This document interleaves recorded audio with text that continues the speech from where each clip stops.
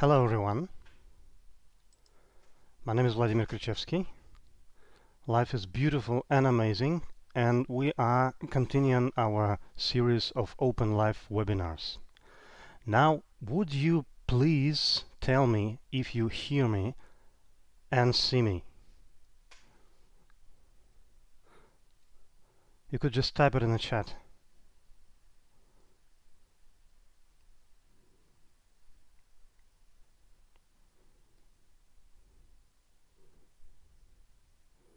Awesome, awesome. Thank you guys very much.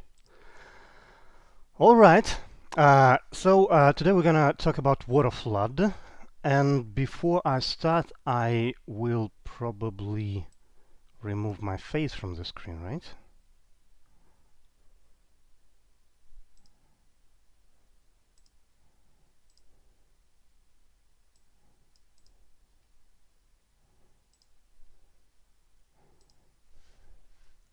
Okay, so now that we're good to go, let's start our journey. I'm gonna switch my pointer to laser. Thank you, Samir, for a good advice. So we're gonna talk about waterflood diagnostics with advanced well testing and well interference studies. So, waterflood, right? I think most of the oil in the world is being produced with waterflood. And what could actually go wrong with a waterflood? You produce oil, you inject water, you support the pressure, the water displaces your oil, you get more oil. It's quite simple, right? But, you know, while having had experience with many subsurface teams on surveillance of waterflood projects, I can tell you that literally anything can go wrong with waterflood. And let's just run through several cases, and I will show you how it looks in the reality. Maybe some of you could get some flashbacks from your previous or ongoing projects. All right, so this is one of the fields which a while ago I had been surveilling. So this is how the waterflood looked at start. So this is like the first year when we launched injection. You can see that everything looks pretty fine. We have a lot of oil producers, mostly zero water cut. We have a large amount of injection, so probably the displacement coefficient is quite nice. So everything looks fine. Let's see what happens in 5 years. Well, 5 years later, it doesn't seem so pretty. You can see that we lost, well, I think a half of producing wells due to watering out. So most of these wells have a lot of water now. Some of them are already shut.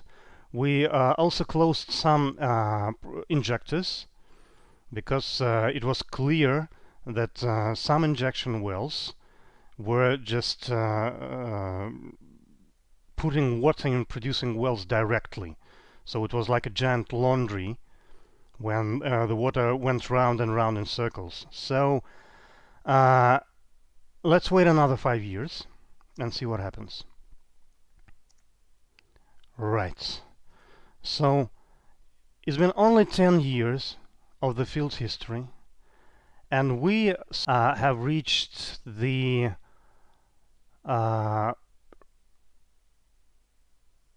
rate of possible production of, like, I believe it was below 10.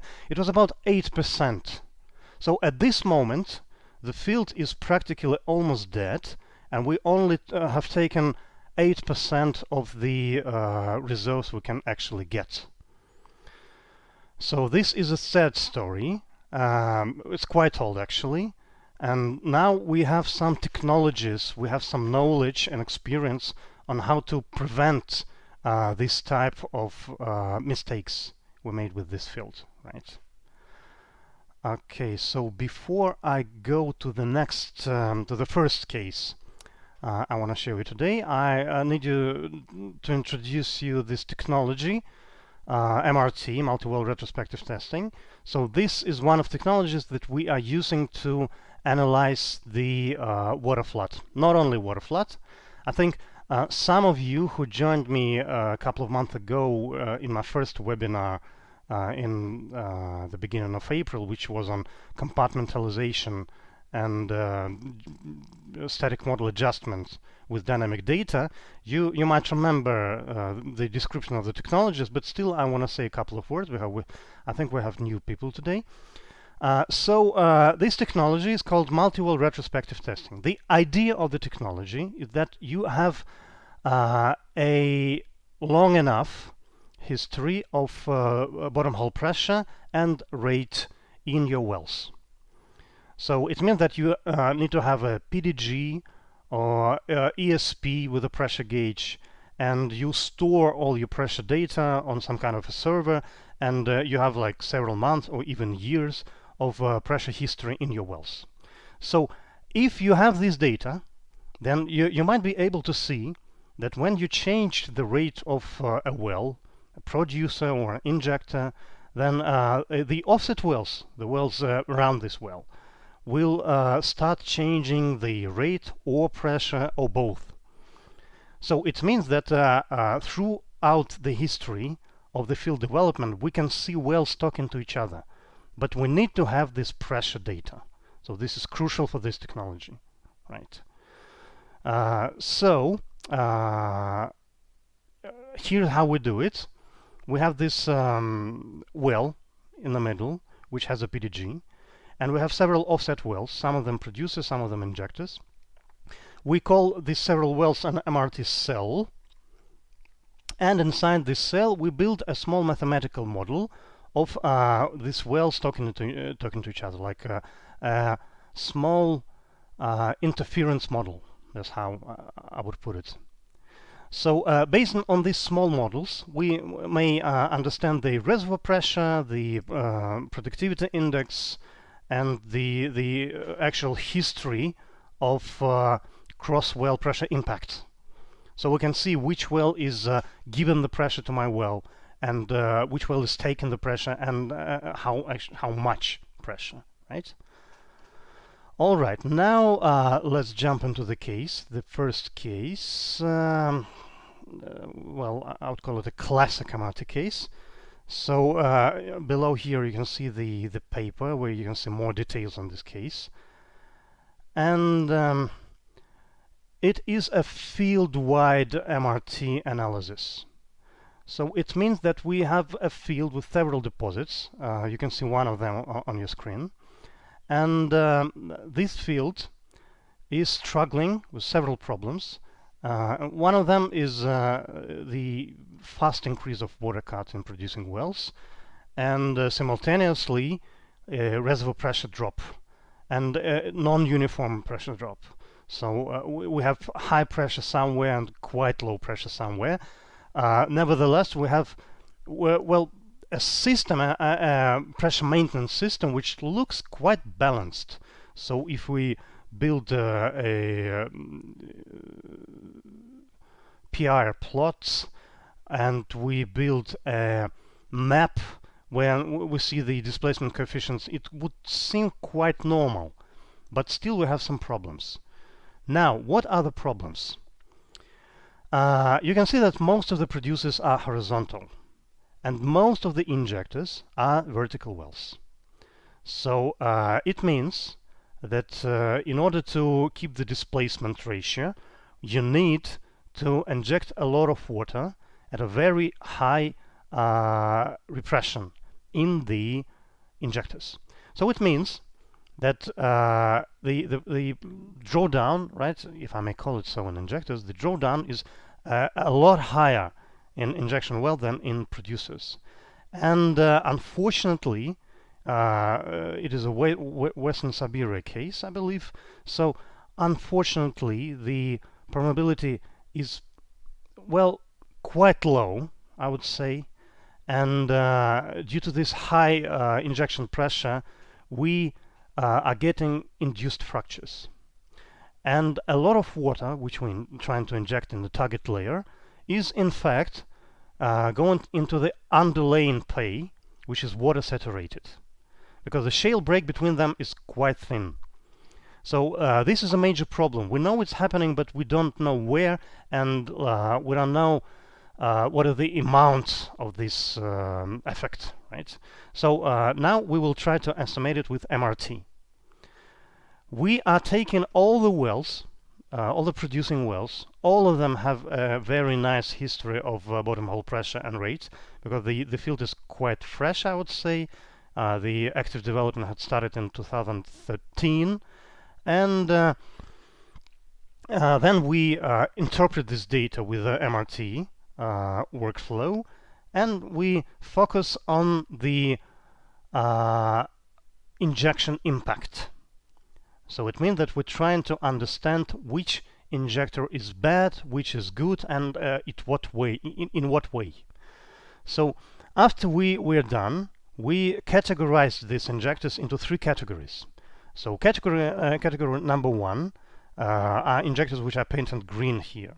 So these are normal injectors, and by saying normal, I mean that the impact, the pressure impact of these injectors onto the offset producers corresponds with the transmissibility we have for this formation.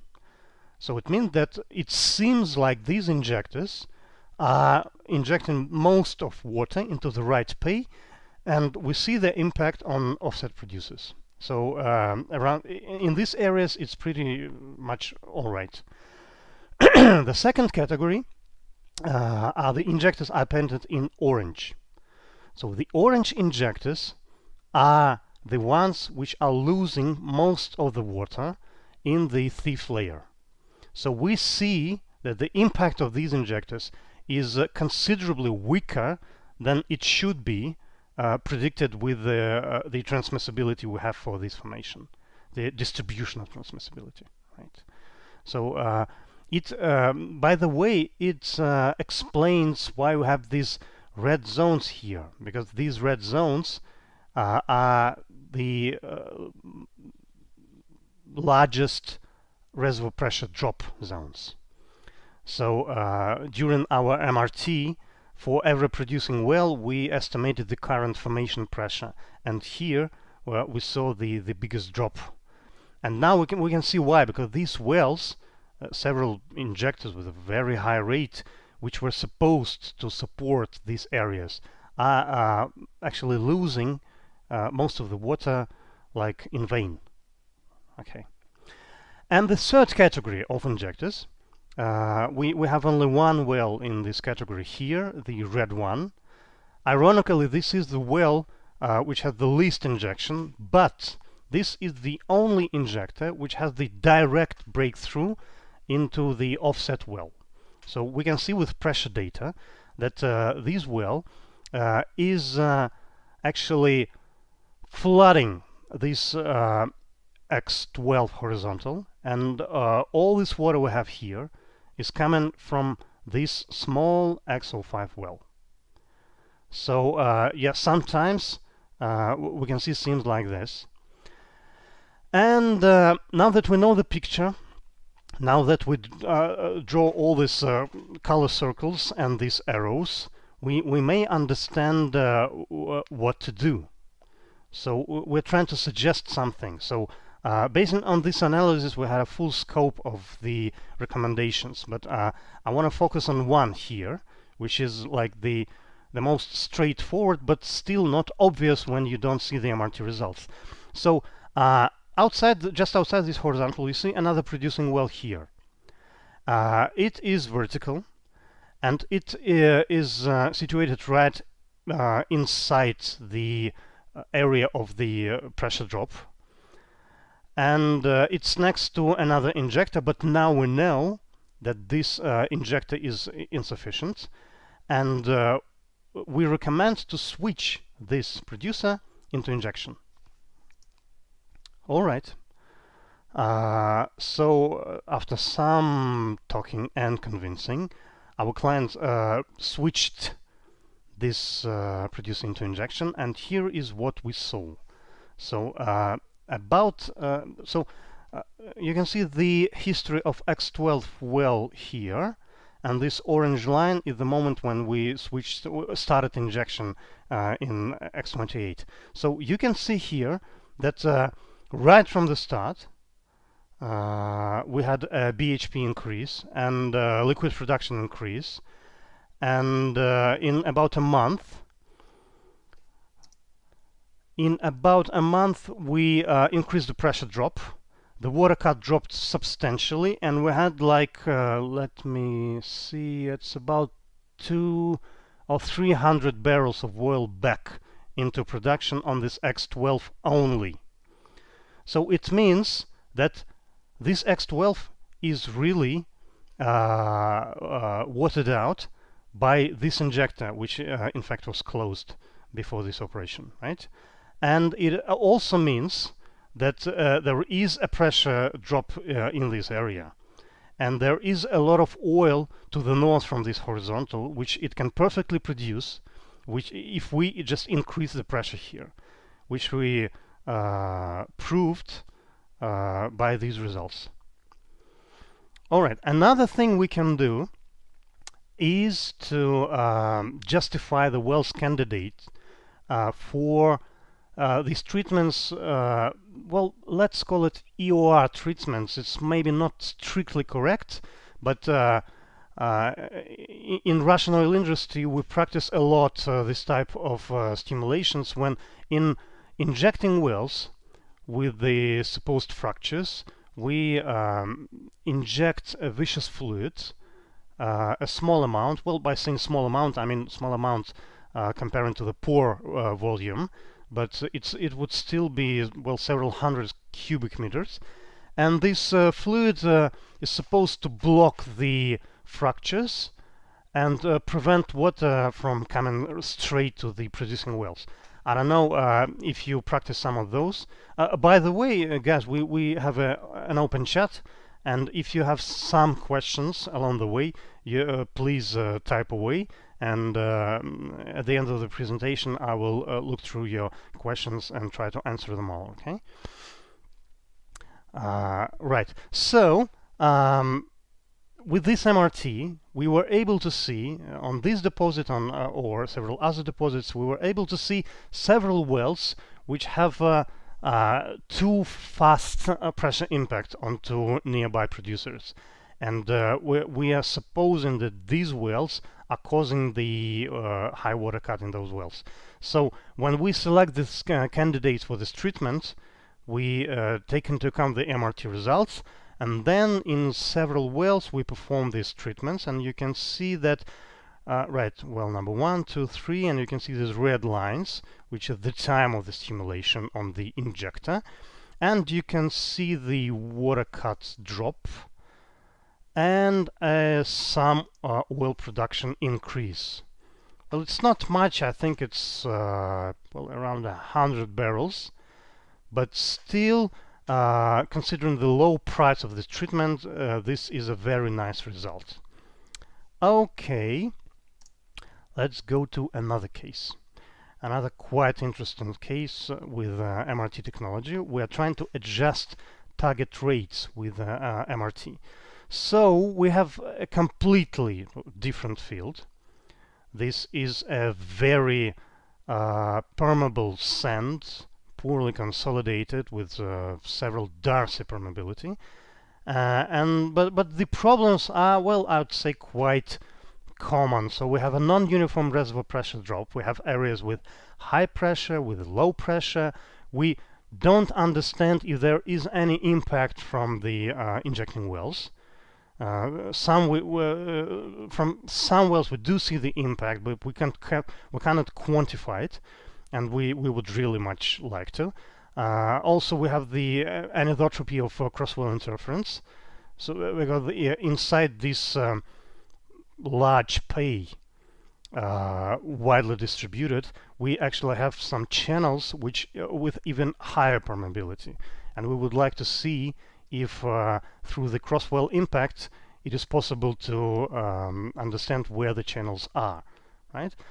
Also, we have the overall oil production decrease here, well, we need to help our client with all these issues. So let's see what we can do here. So these are actually the results, and you can see some plots here. So we have a, a reconstruction of formation pressure history for the wells which were the focus well of our MRT cells. So we can see the blue line is the BHP, and the red line above is the formation pressure. And it's not just a line that we drew, it is actually a modeled line, and each curve on this line is an impact from the some offset producer or injector, right?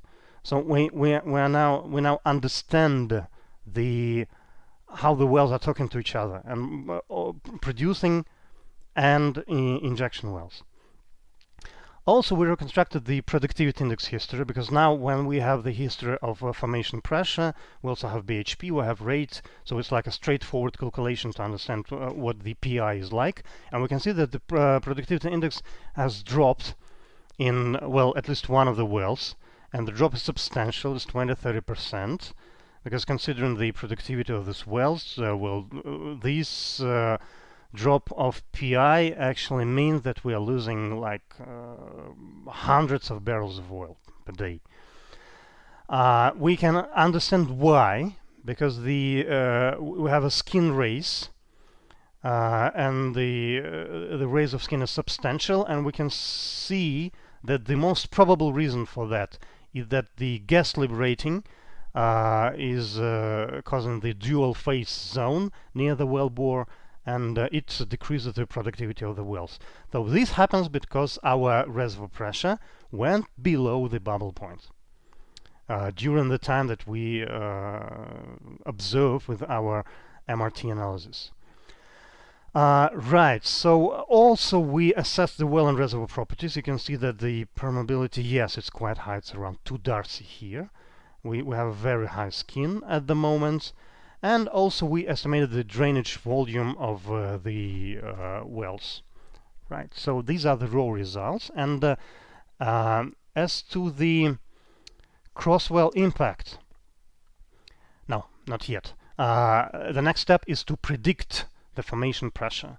So we just take our interference model, and then we perform a forecast in a no further activity scenario.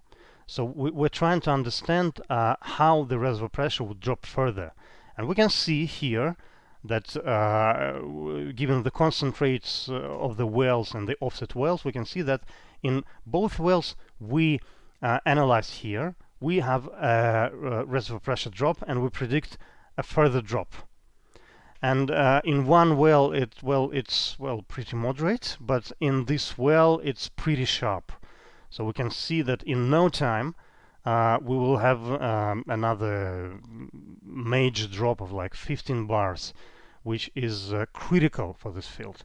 As this yellow line here is the bubble point. I think you understand what I'm talking about. All right, so I'm just trying to say that MRT results in this case are highlighting the necessity and the urgency to increase injection.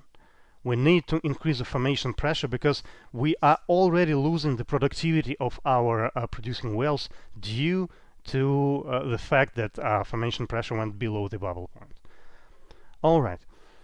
And the next thing is the cross-well interference. So we have these maps of interference and these values of cumulative monthly impact or daily impact.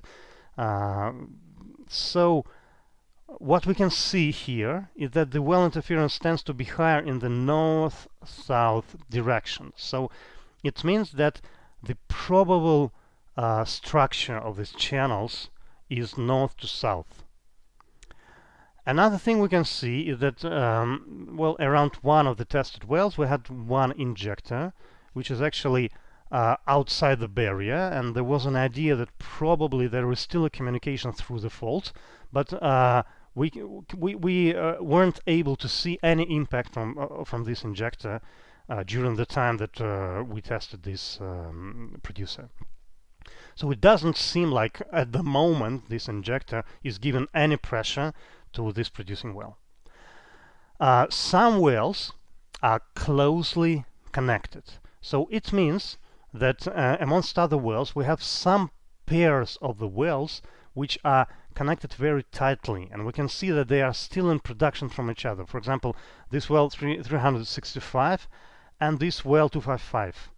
So it's pretty far, but still I think due to this heterogeneity we have very fast communication between these wells. Right. And another conclusion from this well interference study is that actually between any wells here the impact is way too high to switch some of them into injection. So it means that the strategy of water flood is actually right here. So we need to put the injectors as far as we can, probably out there below the aquifer, below the free water level. But still, it is not a good idea to convert something here, because we will have a fast and major water breakthrough into offset producers.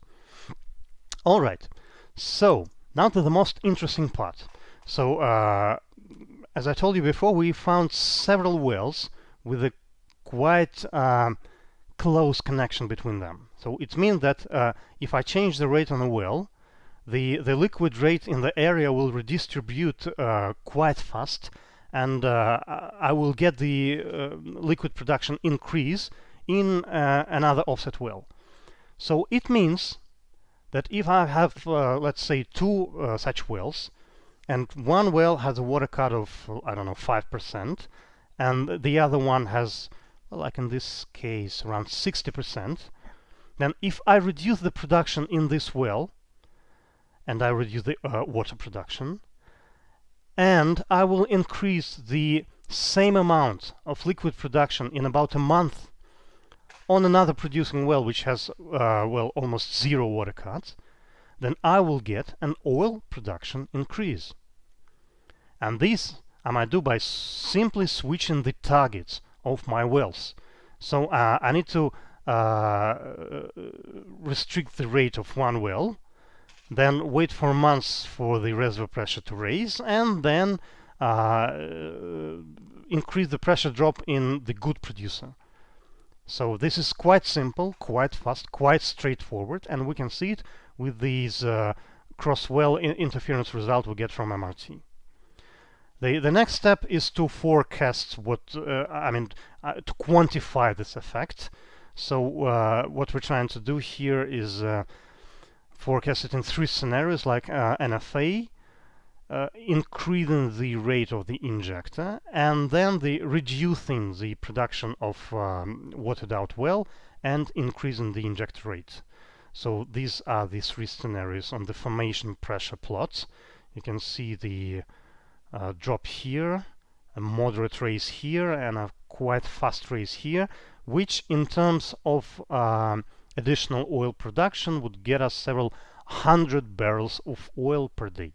So now, as you all know, with this OPEC plus in progress, many companies need to reduce the production of their wells. And I think that the main target of all our subsurface teams now, when we're facing this problem, is to reduce it wisely, so we would perfectly fit the oil production limit and minimize the lifting costs. So we would inject minimum water to get this oil, and we would produce minimum water again to get this oil. Right. So in this particular case, I'm just clearly demonstrating how it can be done, and based on what information. All right. Before we jump to other cases, I need to introduce you to another technology. The last introduction slides, guys. I'm sorry. So this technology is called PCT, pulse code testing.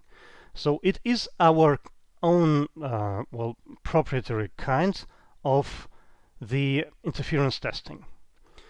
So as you recall, the previous technology, MRT, bases upon the rate and pressure measurements which also already exist. So it means that you already have a long enough story of your pressure and rate measurements, and you can understand the cross-well interference with this data only, without needing to interfere into production or go into some field studies and so on and so on. But in many times it's not the case. So sometimes we need to still organize a field test in order to understand what's going on between the wells. Sometimes you just don't have a PDG, or the PDG data is lost. Well, there are different cases, right? So the idea of the technology is to create a pressure disturbance in one well, which we call a generating well, and it would be a periodical pressure disturbance. So in the simplest case, for example, the generating well is the injector. It might be producer anyway.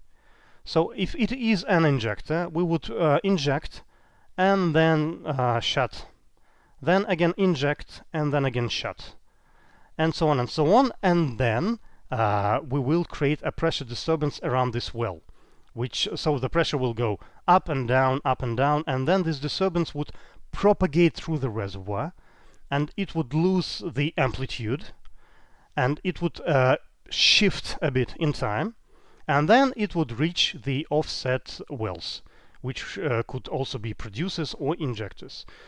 And once this response reaches the offset wells, we record it with the pressure gauge, and then we see by the amplitude of this response, we see the transmissibility, average transmissibility of the reservoir between these two wells. And with this, I would say, phase shift, time shift of this so-called wave, we can see the pressure diffusivity. So it is like the speed of pressure propagation. Okay. So given these two numbers, the transmissibility and pressure diffusivity, we may understand a lot about our reservoir and about how our wells are connected and what's happening between them. Right, so let me show you just a couple of cases of this technology. Right, so case number one. Again, this is the SP paper for this case, if you want to see more info on that.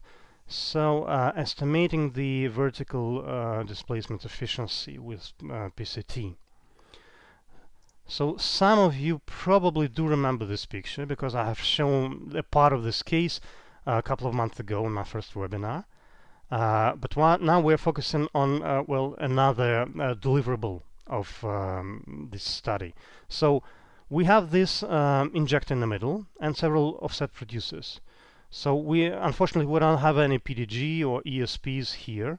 All these wells are on a natural gas lift, and we don't see any injection impact at the moment, though we started it not so long ago. But still we would very much like to understand what's going on with the injection. So we organized this pulse code testing here. We put down run down a gauge in this well and several gauges in these offset wells, and then we pulse with this well. As I told you before, just inject and then shut in, inject, shut in, inject, shut in, and then by the response in these producers, we estimate the transmissibility and pressure diffusivity. So the raw pictures of the test you can see in the paper. I will just show you the results. So these are the raw results, the transmissibility and the pressure diffusivity. You can see there is some difference between the numbers here, and you probably remember the diffusivity was converted into dynamic permeability. Remember by my last webinar. So we found that the dynamic permeability of this field is like 1 order of magnitude higher than was expected from the static model of our client. And we adjusted the model, adjusted the porosity permeability correlation, and gave well, a more clear view on the reservoir properties around these wells, at least. And the second result, which I'm showing you now, is that through this transmissibility, we understood the connected thickness. So this is a carbonate reservoir, by the way. The pay is quite thick. It's more than 100 meters. And you can see in these red boxes the values of connected thickness estimated with pulse code testing. So this is actually a very bad news. So you can see that according to the cross-well pressure impact, we only have a small ratio of pay included in the displacement process. So you see here it's like less than 10%. Here it's, well, nearly 1/3, right? So if we put these results on a cross-section and we also plot the production logging data over this cross-section, one might get an idea on how, I mean, geometrically this connected thickness is situated in this cross-section. So together with our client, we reviewed these results, and we believe that the most probable option of where the displacement is going on is here.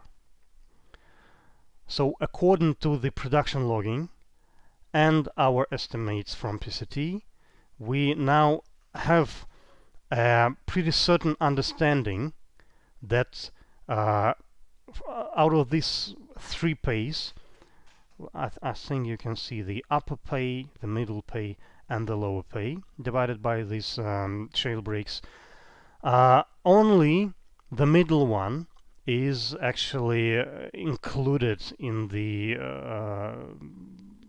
displacement process. Only here we have oil displaced by water, unfortunately. So it means that we need to selectively stimulate the upper and lower pay, and then try to build another pressure maintenance system based on more productive injectors and producers, and trying to well align the displacement process between these two layers. Another thing we saw here is that there is a correlation between the distance between wells and the vertical displacement efficiency. It means that the larger the distance between the wells, the less communicated they are. So it strongly points to the necessity of additional drilling to tighten the well spacing on this field. And this is an idea which we share with the subsurface team of our client. And now we're trying to prove this idea to the management of this oil company. All right. And now let's go to, well, probably the last case for today. Estimating thief injection ratio with pulse code testing. This is one of the recent cases. Also carbonate reservoir, by the way. We have a small deposit right here. We have several producers well and only one injector. So we want to understand if there is any impact from this injection to these producing areas. So yeah, by the way, this injector is I think it's injecting more water than all these producers produce liquids. So it means that the displacement ratio is more than 1.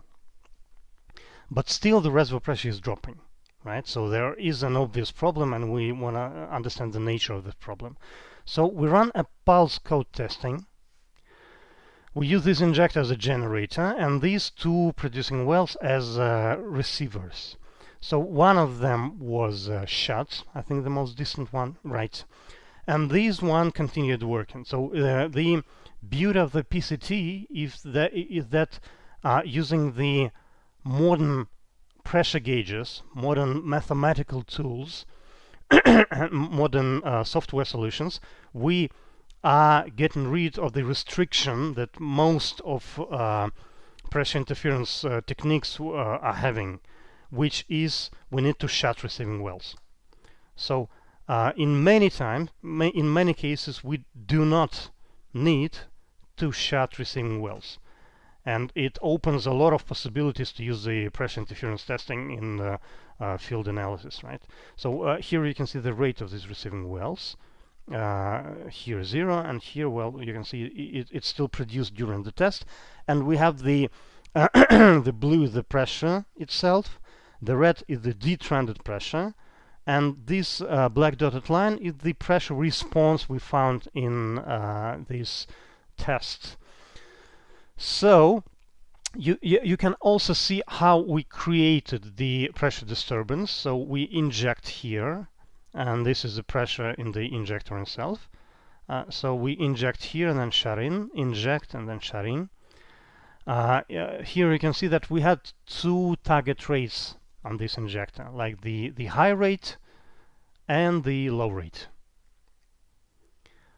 Okay, now let's go to the results. So once we estimated the diffusivity and transmissibility here, we compared it to what was expected from the open hole logs, and we saw that the pressure diffusivity is well, actually corresponding with the values we were expected to see.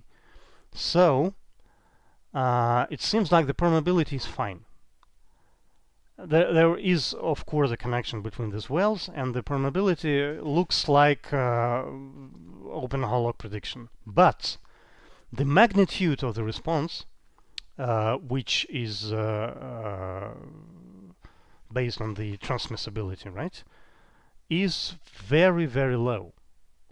So it means that somehow we lose most of pressure impact somewhere along the way. And the most probable scenario here is that this injector is losing most of the water into the thief layer. Now let's see what we see with this pressure data on the injector itself. I hope you can read these plots, guys. This one could be quite complicated. So this is a series of log-log plots for one single test, although it looks like 3 different wells. So plot number 1 is what we see with the shut-in. So the transmissibility is somewhere right here. We can see a long linear flow, so we can see the fracture here, right? And we see a very, very low transmissibility. When we start injecting, we have a completely different picture.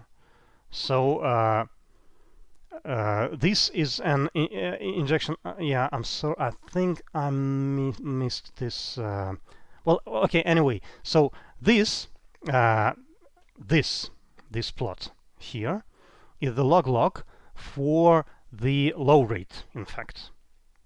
So still the transmissibility is, well, dramatically higher than what we see on the shut-in plot, right?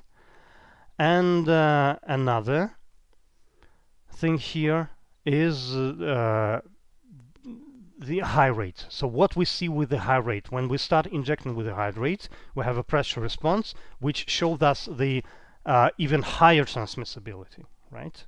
So this type of plot only points to one thing. We have an induced fracture in this well. So when we start producing, start injecting, we have the dynamic fracture, which connects our perforation with a thief layer. And once we shut the injection, this connection closes as the fracture is dynamic, and we don't have any problem there. And we see the response from the target pay only, which is in fact very low permeable, and this transmissibility, well, I would say corresponds with the response we were expected to see. Okay.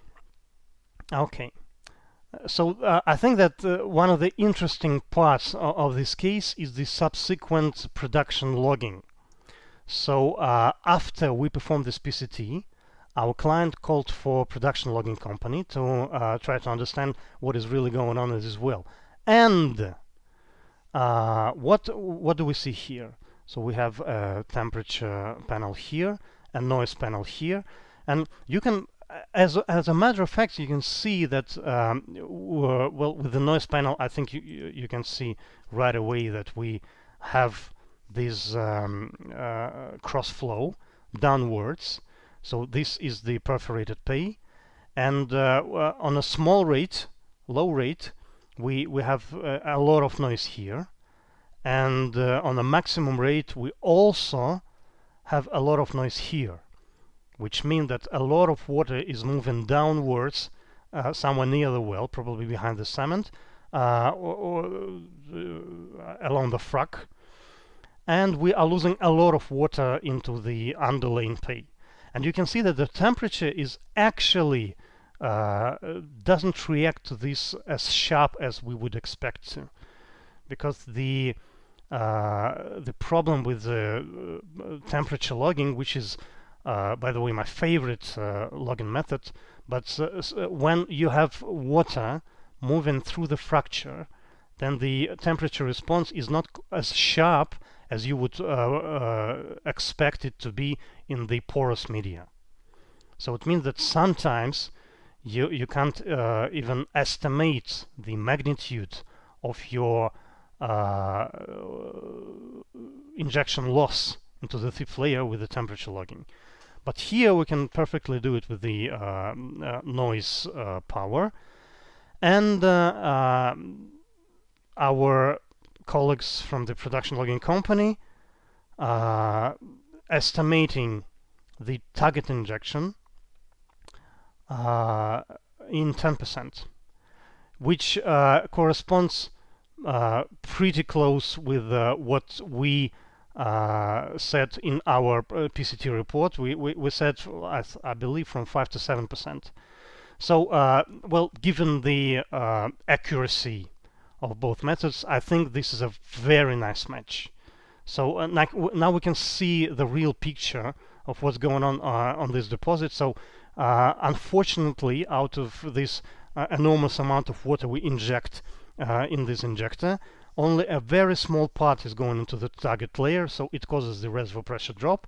And if we would be able to create, well, several points of injection, maybe converting some wells or drilling dedicated injectors, then we would probably be able to raise the pressure and support the oil production on this deposit, as on many other deposits with the very same problem for this client, right?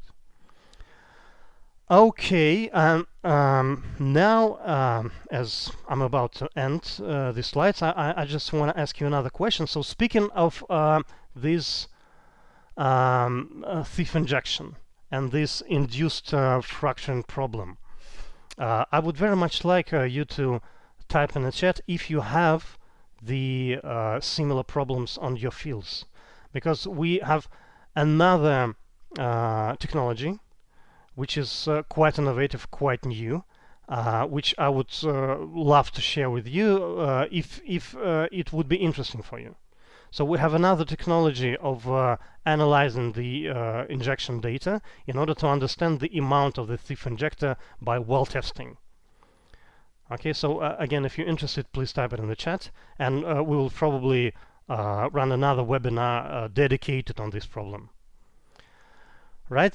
So now I want to thank you very much for joining. I want to thank the Nafta College for creating this virtual venue, which I admire, and this is a perfect way of communicating with our colleagues through this, well, troubled time. Okay. Also, I would like to thank all my colleagues who helped me to prepare these slides. And I would like to announce that soon we will have another webinar, which will be run by my colleague Danila. I think it will be on two-dimensional modeling and what it can bring you, and how it can improve the understanding of your reservoir and your cross-well communications. So we will, of course, notify you all when the date is set. And now I will just open the chat, and we will see if you have any questions.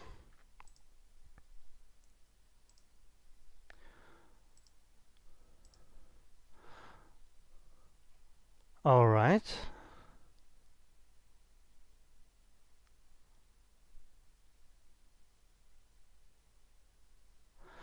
How many cells of MRT needed to be able to give suggestion to fine-tune in the waterflood? Right. So, Guru, thank you for the question. So, we're as a matter of fact, it was a field-wide analysis. So we took all the wells in the field. So you only see one deposit.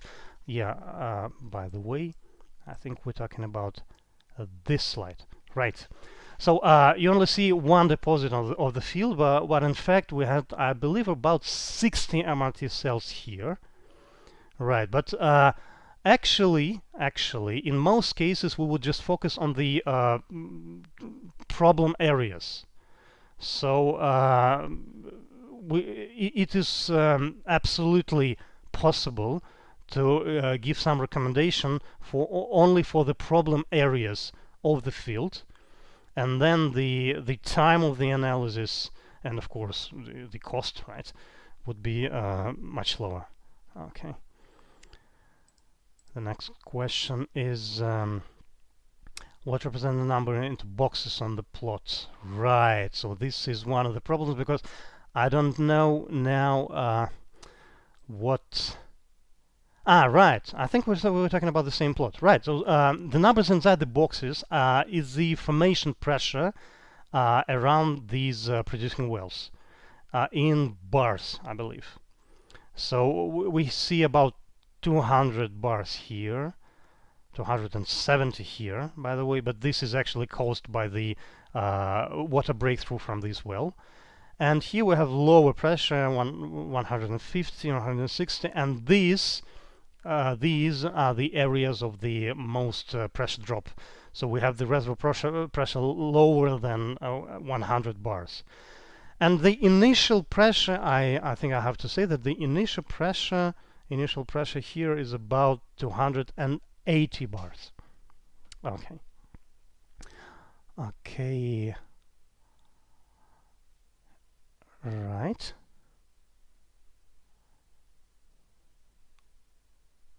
Some more oil produced use of unswept oil. That's right. That's right. What year of Waterflood? Yeah. So you see that the pay is quite thin here. So I think it's about 8 meters, and the well spacing is quite tight.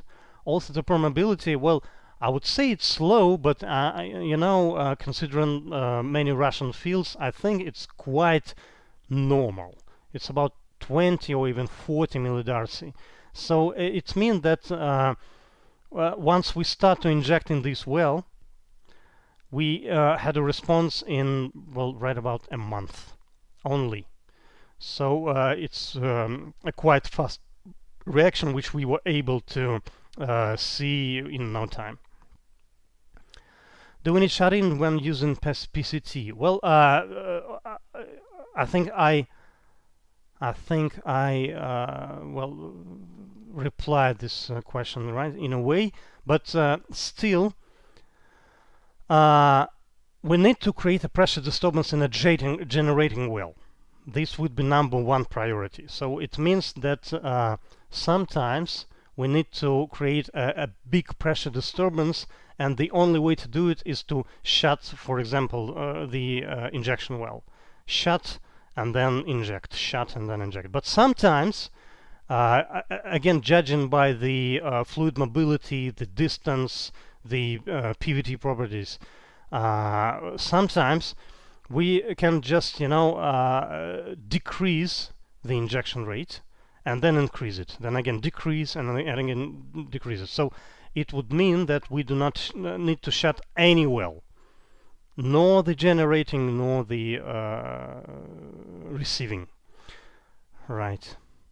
So in each case we need to pre-model the test. It means that we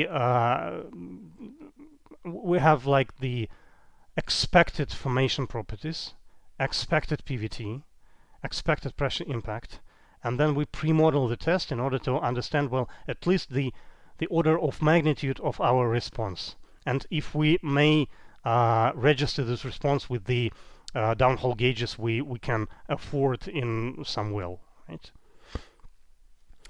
Okay. Did you conduct any tracer survey?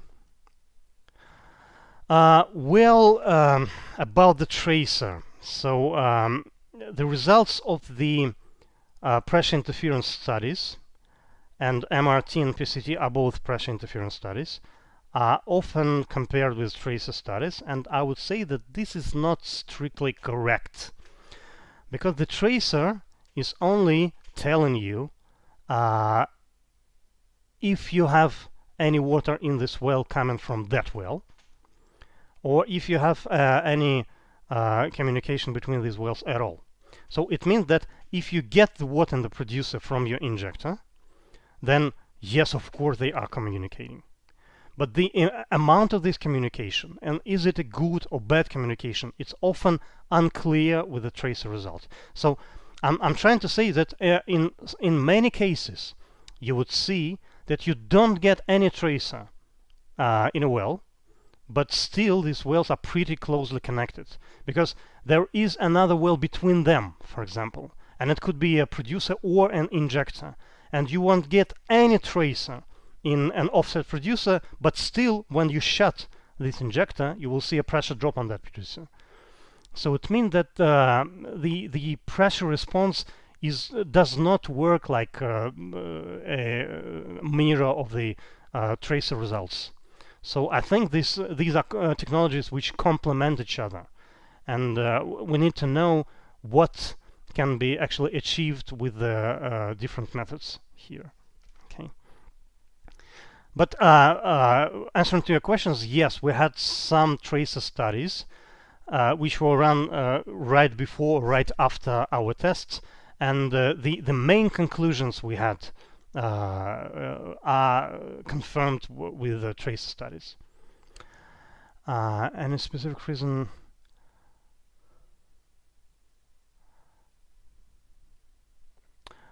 Right, why the generating well is located in the crustal location. It doesn't matter. As a matter of fact, it's just a coincidence here. As a matter of fact, we have a lot of interesting cases on both technologies, but some of them are quite recent, and they are not published yet. And unfortunately, due to NDA, I cannot show you the pictures at the moment. But I think it will happen soon, and we will run another webinar. I'll show you next time. I'll show you several more interesting cases. Yeah, but yes, in these cases I'm showing you now, it's just a coincidence that the injectors for PCT are located in the crustal area. But as a matter of fact, it doesn't matter. It could be an injector somewhere outside your oil-water contact in the aquifer zone. Doesn't matter. It only depends on the distance and the mobility, and is a matter of a pre-design. All right. Could the generating well be a producer? Of course it could be. So again, the idea is to generate a pressure disturbance. So if we don't have any injector, for example, and we can afford reducing the rate of a producing well, then we can make a producing well a generator. We would reduce it and then increase it, reduce it, increase it, and in such way we will generate the same pressure disturbance, and then we will get the pressure response in an offset wells. So technically we may perfectly run the PCT in a field where with no water flood at all, no injection wells at all. Do you recommend conducting the production logging before or after the PCT test? Well, Ayman, I think that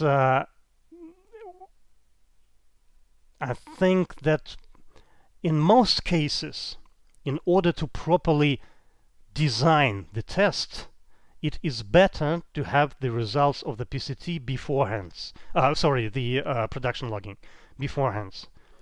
In many cases, but sometimes due to some operational issues you may find yourself restricted to production logging operation, and sometimes you would perform the production logging after the test. It would only mean that during the PCT design we will have an additional risk of, for example, thief injection in a generating well, and it would mean that we need to put some safety into the design, and the overall test duration would be longer, but we would be certain that we will get the results even if we have some amount of the cross flow in an injector, for example, right? And then we run the production logging afterwards and understand what was really going on and interpret the results considering the effective net pay and effective injection. All right. How do you design the period? Yeah, right. So we will, in most cases, we will just create a model. It would be a simple model. So in some cases, it would be even analytical model. Sometimes it would be a two-dimensional numerical. Sometimes when the field is quite complicated, we need to go into 3D modeling, and then we just pre-model the test. So we create this pressure disturbance in a model, and then we see what type of response we get, and can we even see these responses with the pressure gauges we have, and with the type of noise we have in producing wells or injection wells, I mean receiving wells.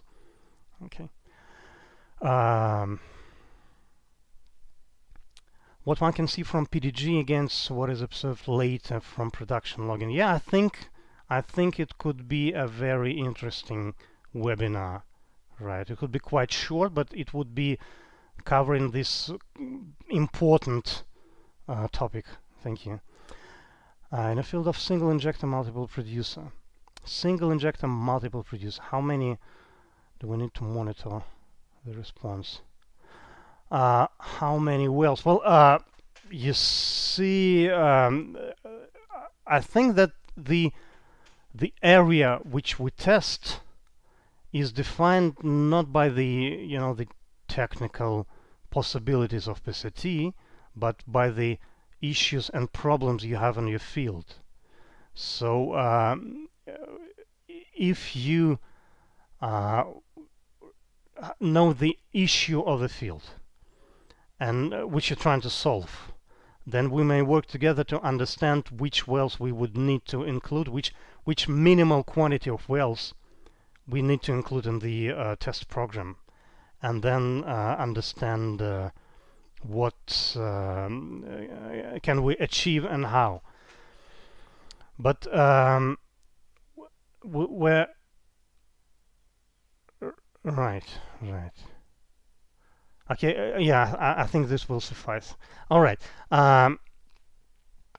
How is this method different from CRM methods? I think this would be another beautiful topic for the next webinar, because actually we also build CRM models and we perfectly understand the difference. So the CRM is a very I think now we're talking about the CRM versus MRT, because they are using the same inputs, the history of pressure and the rate, and trying to build the interference model So the CRM is a very, very simple type of MRT. And yeah, I think we would need to discuss it on a further webinar, because now we have a work in progress, academical work, to compare the results of CRM and MRT. And I think once it's ready, we will run a dedicated webinar. So just, you know, shortly, the CRM outcome is a lot more poor than the MRT outcome. And in most of the CRM model realization, you cannot even understand the interference between producing wells. And the MRT we can run on the field with no water flood at all. So only producers.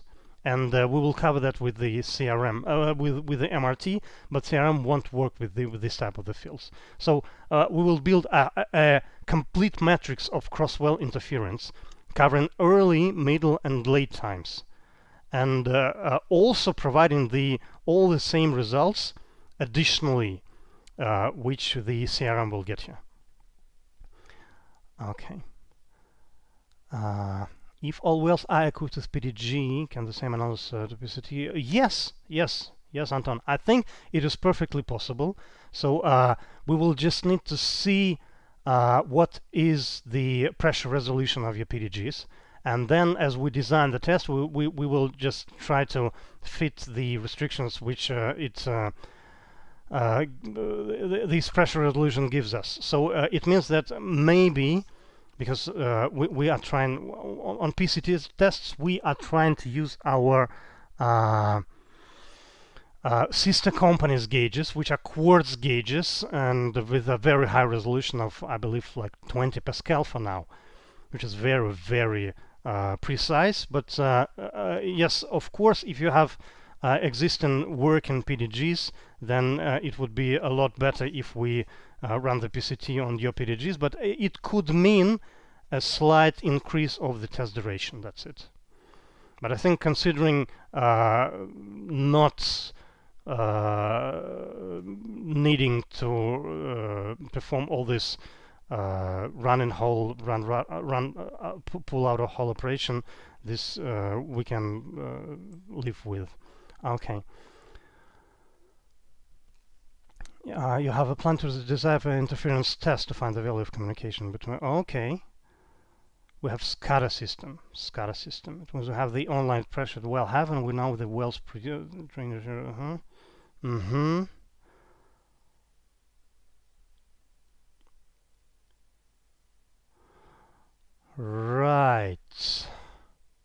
Right. Yeah, I see your question. Well, I think this needs to be considered. So we need to see all the data you have.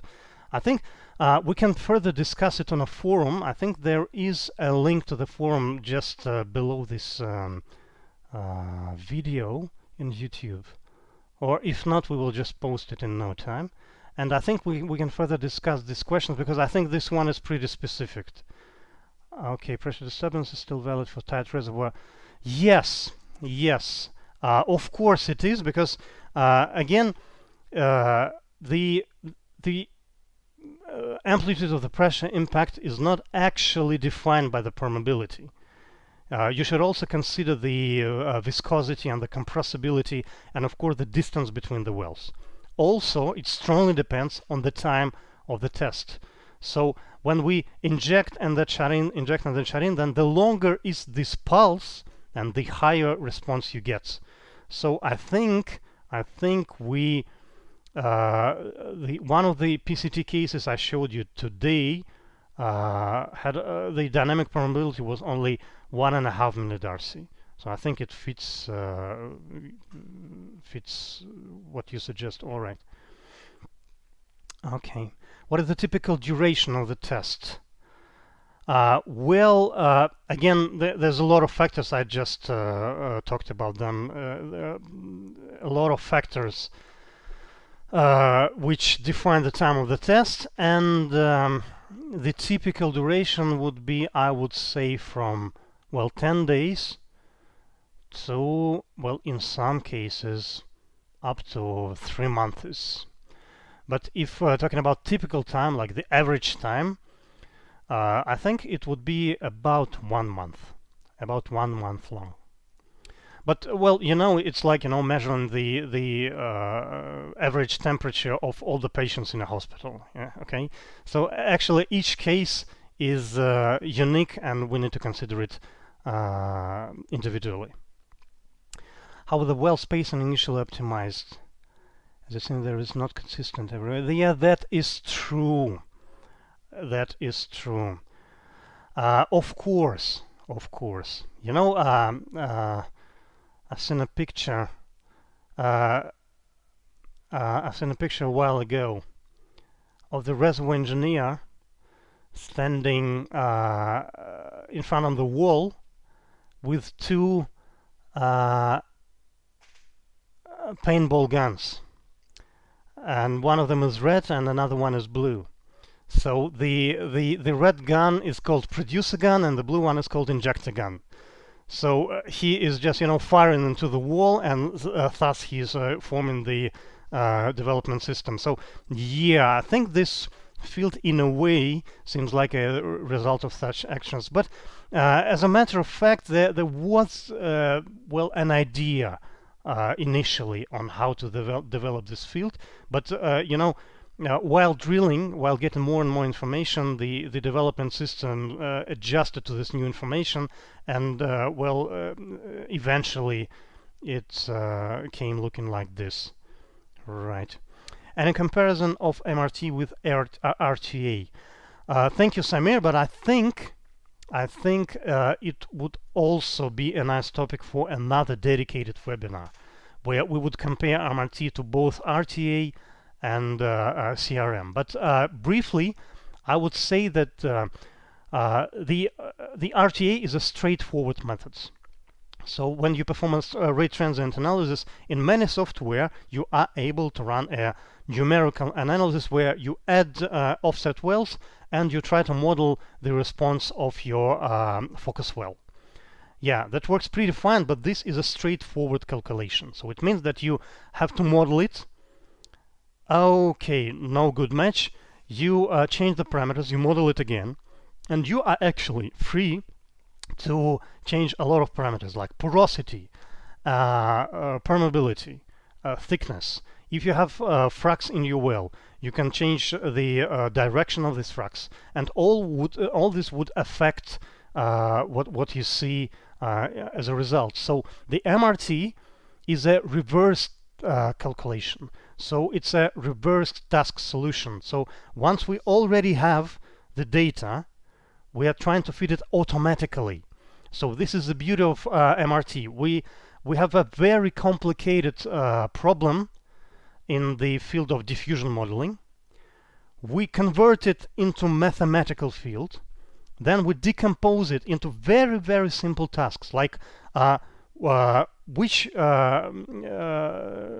pressure response will I get when I launch the well with the unit rate?